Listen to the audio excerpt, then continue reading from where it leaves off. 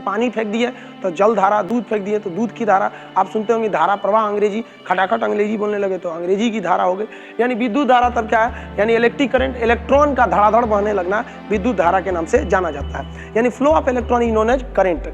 अब इलेक्ट्रॉन का बहना क्या कहलाता है, करंट कहलाता है। कितना इलेक्ट्रॉन बहना चाहिए, एक इलेक्ट्रॉन फेंक दिए तो नहीं कहलाएगा धारा।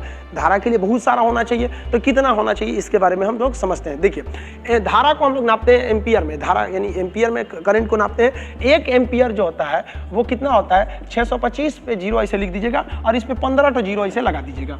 एक एम्पियर धारा जो होती है, इतना इलेक्ट्रॉन पर सेकंड हमारे शरीर में प्रवेश कर जाता है। यानी एक एम्पियर का अगर किसी को करंट लग रहा है तो इतना, अब इसको गिन लीजिए आप कितना होता है। ये इसकी हम शॉर्ट में वैल्यू लिख देते हैं 25 × 10⁻18 इलेक्ट्रॉन पर सेकेंड।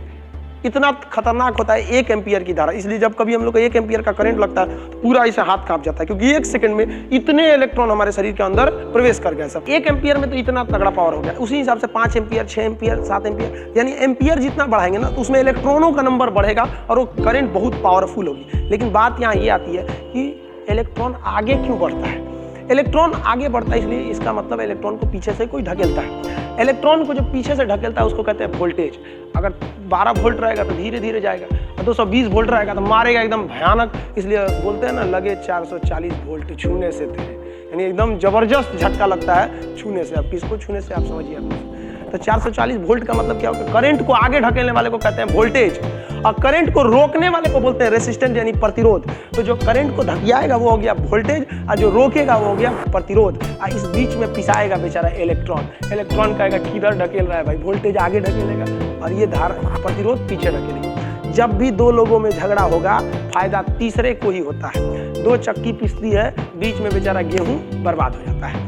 तो जब भी 2 लोगों में फायदा होगा तो तीसरा उसमें मजा ले लेता है। तो समझते हैं यहाँ तो झगड़ा हो गया 2 लोगों में, एक इधर से आ रहा है वोल्टेज, एक इधर से रोक रहा है उसको प्रतिरोध, अब बीच में पिस गया इलेक्ट्रॉन। अब समझते हैं इसमें क्या होगा। अब देखते होंगे गांव में 2-3 आदमी झगड़ा करते होंगे तो कई अलग अलग स्टाइल से झगड़ा करते हो। कोई फाइट से मारता होगा, कोई ईंटा चलाने लगता होगा, कोई बाल नोचने लगता होगा, कोई गाली देने लगता होगा। यानी सबके झगड़ा करने का तरीका अलग अलग है। उसी तरह से वोल्टेज जब इलेक्ट्रॉन को ढकेलता है तो उधर से प्रतिरोध रोकता है, जिस वजह से झगड़ा हो जाता है। अब सबका झगड़ा करने का स्टाइल अलग अलग है। अब जैसे टंगस्टन को ही ले लेते हैं। जो टंगस्टन होता है, टंगस्टन, ये कैसे झगड़ा करता है, जब इसके ऊपर से करंट गुजारा जाता है तो एकदम गुस्सा से लाल हो जाता है, एकदम टंगस्टन लाल एकदम चमकने लगता है। तो आदमी कहता है बहुत अच्छा, तुमको इसका मतलब जैसे करंट देंगे तुमको गुस्सा आएगा, तुम लाल हो जाएगा। तुम्हारा एक काम करते हैं, बिजली के बल्ब में डाल देते हैं। इसलिए बिजली के विद्युत बल्ब में जो फिलामेंट होता है वो टंगस्टन का होता है। अब बात आती है नाइक्रोम की। दूसरा देखते हैं नाइक्रोम। नाइक्रोम क्या होता है। नाइक्रोम का तार ये एक अलग